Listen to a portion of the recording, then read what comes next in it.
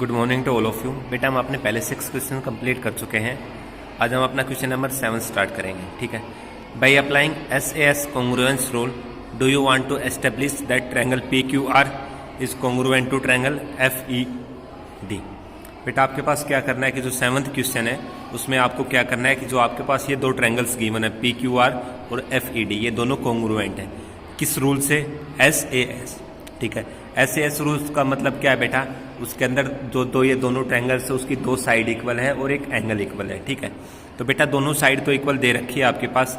अब आपको एक और इन्फॉर्मेशन है क्योंकि आपके पास दो साइड तो इक्वल हो गई, आपको एक एंगल और इक्वल दिखाना है। तो आपको वो शो करना है कि आप कौन सा एंगल इक्वल दिखाओगे। ठीक है बेटा।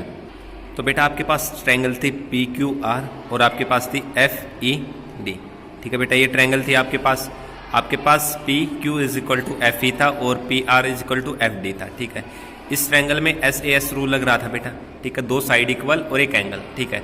तो आपके पास ये दोनों साइड तो इक्वल थी ही, तो अब आपको एक एंगल और इक्वल दिखाना है। तो आपके पास बता रखा था SAS रूल है। ठीक है। तो आपको पता है कि ओनली जो कोरस्पॉन्डिंग पार्ट होते हैं वही इक्वल होती है। जिस पोजीशन में पहले ट्रायंगल में कोई पार्ट है तो उसी पोजीशन पे सेकंड ट्रायंगल में होना चाहिए। तो यदि हम एंगल P लेते हैं तो यहाँ पे कौन सा लिया जाएगा? F। यदि एंगल Q लेते हैं तो एंगल E लिया जाएगा, R लेते हैं तो D लिया जाएगा। तो हमने कौन सा एंगल इक्वल दिखाया बेटा? P। तो P is equal to angle F। ठीक है बेटा। बेटा सेम एज इट इज आपके पास जो 8th क्वेश्चन है वो है बेटा, आपको क्या करना है, जो आपके पास क्या कह रखा है कि जो ट्रायंगल ART और जो PEN है वो कॉन्ग्रुएंट है बेटा। ठीक है। फर्स्ट पार्ट में आपके पास कौन सा रूल लगा रखा है? SSS means side side rule. तो आपको पता है जो पहली ट्रायंगल है SS रूल में क्या होता है, जो पहली ट्रायंगल है उसकी तीनों साइड जो दूसरी ट्रायंगल है उसकी तीनों साइड के इक्वल होती हैं। ठीक है बेटा। तो आपको ये भी याद रखना है कि जो कोरस्पॉन्डिंग पार्ट है वही इक्वल होंगे, मतलब जिस पोजीशन पे पहली ट्रायंगल में है उसी पोजीशन पे सेकंड में। ठीक है। तो यदि इस आपको क्या बताना है कि AR किसके इक्वल होगा, RT किसके इक्वल होगा, AT किसके इक्वल होगा। तो बेटा आपके पास ये था, तो AR किसके इक्वल होगा इस पोजीशन पे? कौन सा है इसमें? PE। तो PE के। जो RT है वो किसके इक्वल होगा बेटा? EN के। ठीक है। जो आपके पास 80 है बेटा वो किसके इक्वल होगा? PN के। ठीक है बेटा। सेम एज इट इज इसका सेकंड पार्ट है। सेकंड पार्ट में आपको SAS रूल यूज़ करना है। ठीक है। साइड एंगल साइड, तो एंगल तो आपके पास इक्वल दे रखा है, T is equal to angle N। ठीक है। अब आपके पास साइड पूछ रहा है RT के इक्वल कौन सी होगी, तो बेटा RT के इक्वल कौन सी होगी? EN। और जो आपके पास 80 है 80 के इक्वल या PN के इक्वल कौन सी होगी बेटा? 80। ठीक है। इसके बाद बेटा आपके पास क्वेश्चन नंबर 9 है। 9 में ठीक है आपके पास क्या दे रखा है कि जो ट्रायंगल AMP है वो कॉन्ग्रुएंट है AMQ के। AMP AMQ। ठीक है। इन दो लाइंस का मतलब ये साइड इसके इक्वल है, इन दो एंगल्स के पास ये कर रखा है, इसका मतलब ये दोनों एंगल इक्वल है। आपको रीजन बताना है। ठीक है। तो फर्स्ट स्टेप में PM is equal to QM, PM is equal to QM। बेटा ये चीज़ क्या है? गिवन। तो यहाँ पे क्या आ जाएगा? गिवन। ठीक है। फर्स्ट में था बेटा PM is equal to QM, आपका रीजन बताना थे, तो इसका मतलब ये आपके पास इक्वल गिवन है तो इसको आप क्या लिख दोगे? गिवन। सेकंड में आपके पास angle PMA is equal to angle QMN, तो ये भी चीज़ क्या है आपके पास? गिवन। और जो आपके पास AM is equal to AM ये भी दे रखा था, इसका रीजन क्या है? कॉमन, क्योंकि ये दोनों के अंदर आ रही है। और फिर आपको ये बताना था कि जो ट्रायंगल AMP है वो कॉन्ग्रुएंट है किसके? AMQ के। किस रूल से? तो ये साइड है, ये एंगल है, ये साइड है, तो किस रूल से? SAS रूल से। ठीक है बेटा। बेटा क्वेश्चन नंबर 10 में आपके पास दे रखा है PQ 3.5, ये एंगल 30, ये 30, SR 3.5 सेंटीमीटर। ठीक है। फर्स्ट पार्ट में आपको ये दिखाना है कि जो इन दोनों ट्रायंगल्स में कौन सी तीन पार्ट्स इक्वल है। ठीक है। तो इन ट्रायंगल PSR और RQP, तो आपके पास क्या है? SR is equal to QP, SR is equal to QP, क्योंकि दोनों कितने के? 3.5 सेंटीमीटर की। तो ये एंगल भी 30, ये भी 30, दोनों इक्वल हो जाएंगे। Angle SRP is equal to angle QPR is equal to 30, और जो PR है वो PR के इक्वल हो जाएगा क्योंकि दोनों क्या है? कॉमन। ठीक है। सेकंड पार्ट में आपके पूछ रखा है कि ये दोनों ट्रायंगल कॉन्ग्रुएंट है या नहीं। तो बेटा किन्हीं भी दो ट्रायंगल्स को कॉन्ग्रुएंट प्रूव करने के लिए उसके तीन चीज़ों को इक्वल दिखाना होता है। या तो हम तीनों साइड को इक्वल दिखा सकते हैं, या दो साइड या एक एंगल को, या दो एंगल या एक साइड को। तो हमने फर्स्ट पार्ट में क्या किया? दो साइड को इक्वल दिखा दिया और एक एंगल को, तो ये कॉन्ग्रुएंट हो गई। तो आप लिख दोगे yes triangle PSR is congruent to triangle जो आपके पास RQP। किस रूल से? दो साइड है एक एंगल है, तो बाई SAS रूल। ठीक है। अब आपको ये बताना था P S is equal to R Q क्यों है।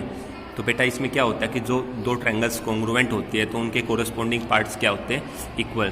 तो उसके अंदर हम कौन सा रूल यूज कर लेते हैं बेटा, सी पी सी टी। तो किस रूल से इक्वल हो गए, C P C T. C P C T की फुल फॉर्म होती है बेटा corresponding part of congruent triangle. ऐसे इसका फोर्थ पार्ट है बेटा, फोर्थ पार्ट में angle S is equal to Q दे रखा था, सेम पूछ रखा है क्यों इक्वल है, तो सेम वही rule by C P C T. ठीक है, सेम एज इट इज आपके पास 11th क्वेश्चन है। 11th क्वेश्चन में आपके पास दो ट्रायंगल दे रखी है, ए बी सी, और एक है आपके पास A C B, sorry D C B. एक है ए बी सी और एक डी सी बी। ठीक है, इसमें तो तीन पेयर इक्वल है वो बताने हैं। तो आपके पास A B is equal to D C, ये बेटा आपके पास बुक के अंदर जो क्वेश्चन है उसमें दे रखा है गिवन। और आपके पास क्या है बेटा, ठीक है बेटा, A B is equal to D C ये गिवन था, ये एंगल इस एंगल के इक्वल है, ये भी गिवन है। तो आपके पास क्या आ जाएगा, A B C is equal to angle D C B, ये भी गिवन है। और जो बी सी लाइन है वो दोनों के अंदर है तो कॉमन, ठीक है, कॉमन आ जाएगा। सेकंड पार्ट में ये पूछ रखा है कि ये कॉन्ग्रुएंट है या नहीं, तो ये दोनों ट्रायंगल्स क्या आ जाएंगे बेटा, कॉन्ग्रुएंट। ठीक है, yes, because it's all sides are equal, या एंगल्स आर इक्वल, कुछ भी आप लगा सकते हो। ठीक है बेटा, सेकंड पार्ट में ये पूछ रखा था कि ये दोनों ट्रायंगल कॉन्ग्रुएंट है या नहीं, तो ये दोनों कॉन्ग्रुएंट है, क्योंकि कॉन्ग्रुएंट प्रूव करने के लिए किन्हीं भी तीन पार्ट्स को इक्वल दिखाना होता है। तो इसमें दो साइड और एक एंगल को इक्वल दिखा दिया, तो यस इट्स इज कॉन्ग्रुएंट, या it is congruent because it's two side and one angle is equal, और किस रूल से, बाई एस ए एस। ठीक है, थर्ड पार्ट में ये पूछ रखा था S is equal to D P, तो इक्वल हो जाएंगे बेटा किस रूल से, by C P C T rule से। ठीक है बेटा, इसके बाद क्वेश्चन नंबर 12 में आपके पास क्या दे रखा था, दो ट्रायंगल थी बेटा, एक ए बी सी और एक थी आपके पास बेटा ए डी बी।